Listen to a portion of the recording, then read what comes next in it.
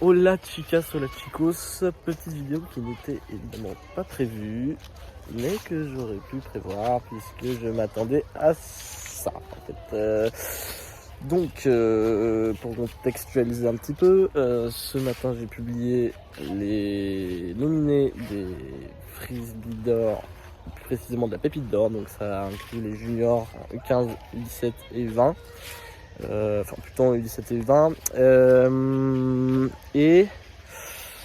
Donc cette idée, je l'avais vue l'année dernière, donc j'ai déjà fait le concept l'année dernière, et je me suis dit, je vais relancer ce concept cette année.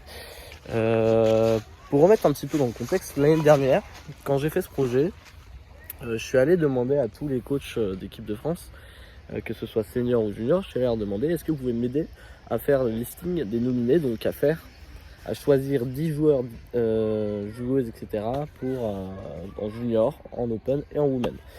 Ils ont tous accepté globalement.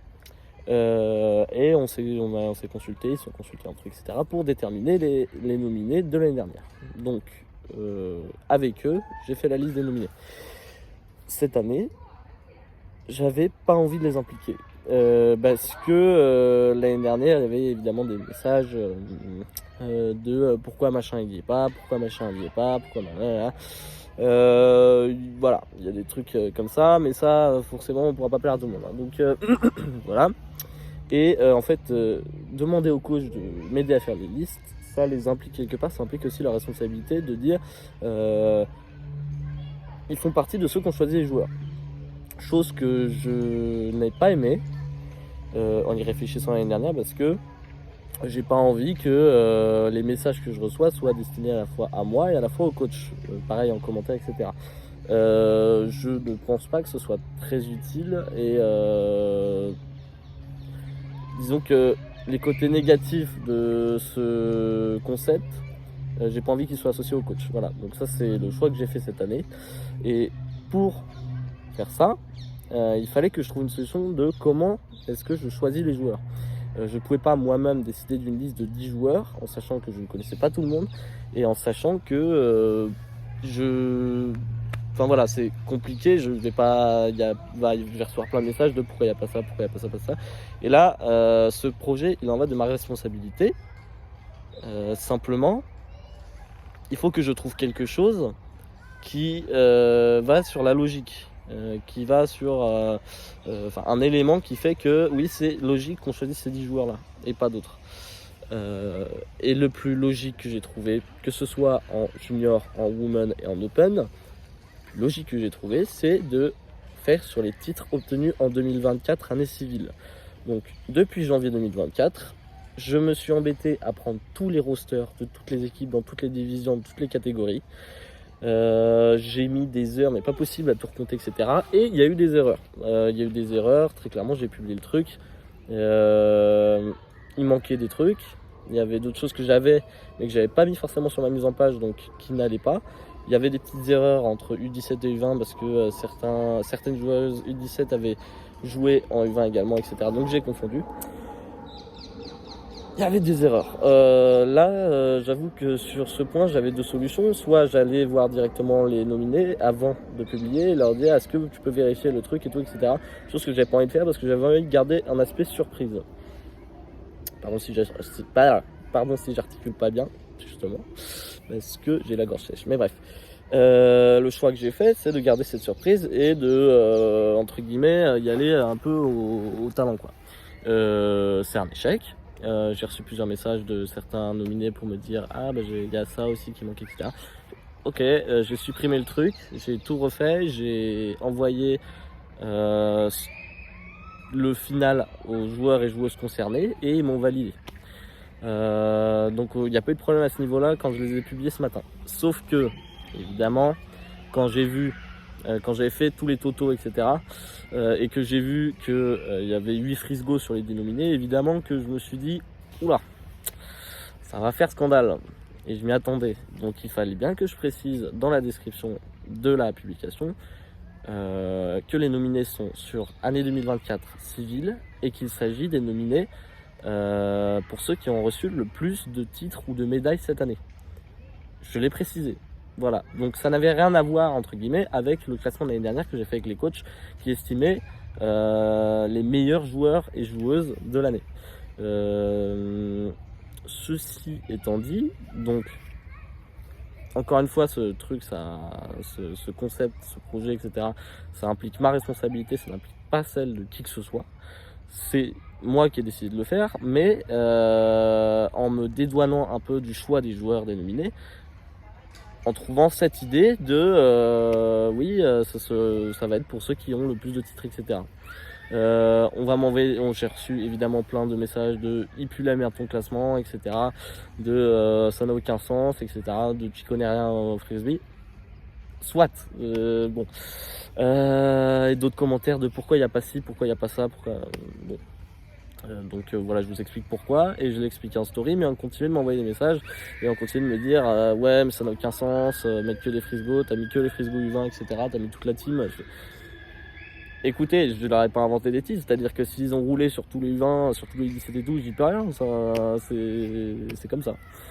C'est la solution la plus juste et équitable que j'ai trouvée pour choisir les nominés, sans impliquer qui que ce soit.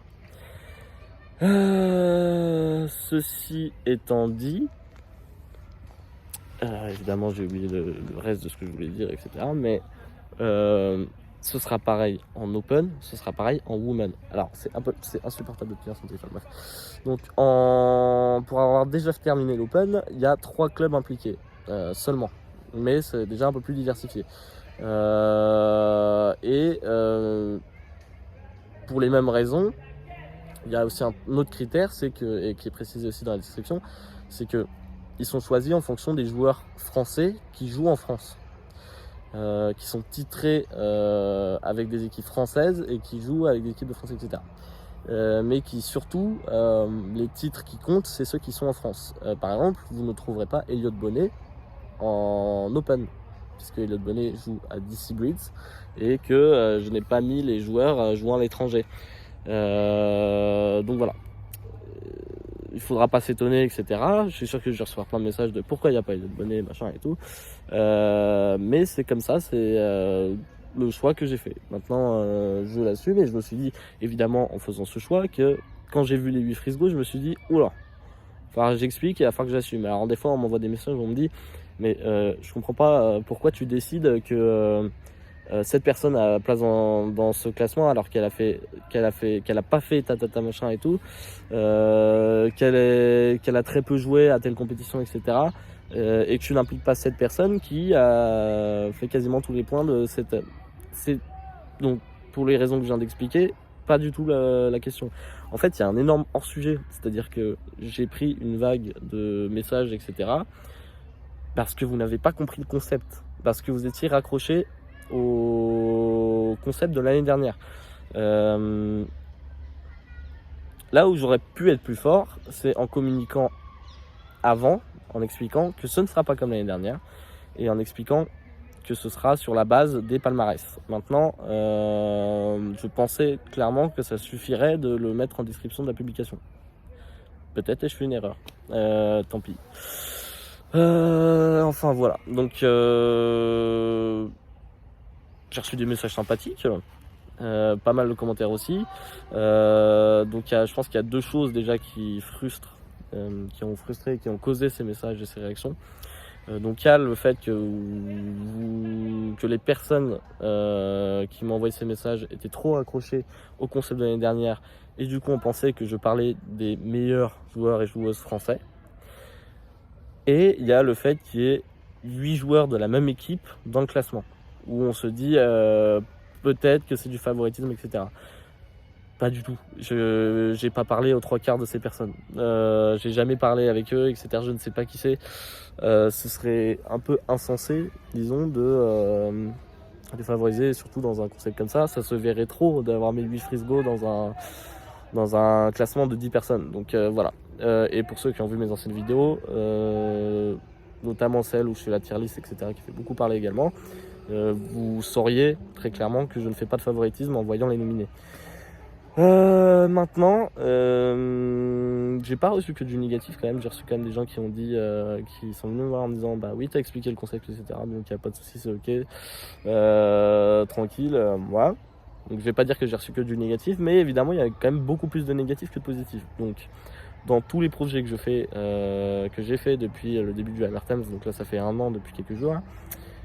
Il y a des choses qui plaisent, il y a des choses qui ne plaisent pas. Et bien sûr qu'à chaque fois que je lance un projet, j'ai toujours la peur de me dire ça va flop ou alors ça va faire scandale. Je sais que le fait d'attribuer une récompense individuelle sur un sport collectif, c'est pas toujours bien vu. Maintenant, encore une fois, j'assume et je suis 100% responsable de ça. Vous prenez pas. Tant pis, je veux dire, vous avez le droit de ne pas y participer, etc. Ça reste du contenu sur Instagram, rien d'officiel. C'est pas la Fédé qui a dit on va on va donner des prix individuels. Donc c'est moi, c'est ce que je propose avec le Hammer Times. Maintenant, voilà, vous prenez pas. Mais en tout cas, je sais qu'il y a et c'est logique, il y a des projets qui plaisent moins que d'autres. Celui-là en l'occurrence, qui plaise ou non, il fait scandale actuellement. Donc voilà, j'explique les raisons de pourquoi est-ce qu'il a fait scandale et quel est mon point de vue. Je dis pas que c'est injustifié parce que peut-être qu'il y a eu une mauvaise communication de ma part, mais en tout cas il y a eu des messages peut-être un peu trop durs, pas qui m'ont touché, mais forcément il y a une part où ça me touche dans le sens où c'est quand même mon travail, j'ai quand même mis beaucoup de temps, etc. Et c'est pas forcément agréable de recevoir des messages agressifs toute la matinée parce que machin est pas content qu'il n'y ait pas ci, machin est pas content qu'il n'y ait pas ça, et qu'ils comprennent pas pourquoi il y a eu Frisgo dans le truc. Bon. Maintenant c'est comme ça, encore une fois j'ai pas reçu que du négatif, j'ai reçu aussi beaucoup de positifs, non mais j'ai reçu quelques positifs. Donc voilà, en tout cas je ne supprimerai pas les classements, je reste comme ça, que ce soit pour l'Open et pour le Women également.